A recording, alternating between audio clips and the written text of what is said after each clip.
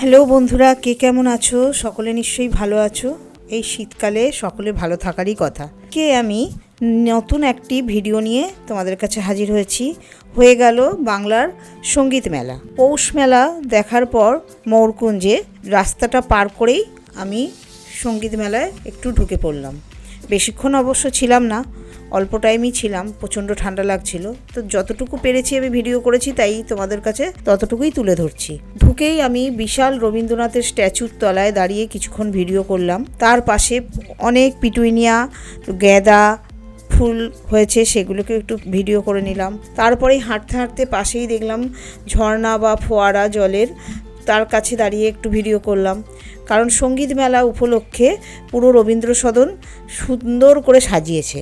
আমি একটু হাঁটতে হাঁটতে দেখলাম কোথাও একতারা স্ট্যাচু করেছে, কোথাও স্ট্যাচু করেছে কেউ ঢোল বাজাচ্ছে, কেউ তবলা বাজাচ্ছে, কেউ বাঁশি বাজাচ্ছে। এইসব স্ট্যাচুর তলায় দাঁড়িয়ে একটু একটু করে ভিডিও করে নিলাম। তারপরেই এগিয়ে গেলাম, বিশাল মঞ্চ করেছে সঙ্গীত মেলার, সব প্রচুর লোকের ভিড় হয়েছে। তো ওখানে একটু বসে আমি ভিডিও করলাম। তখনও সঙ্গীত মেলা শুরু হয়নি।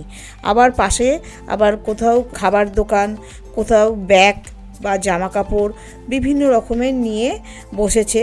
তো কেউ খাবার আয়োজন করছে।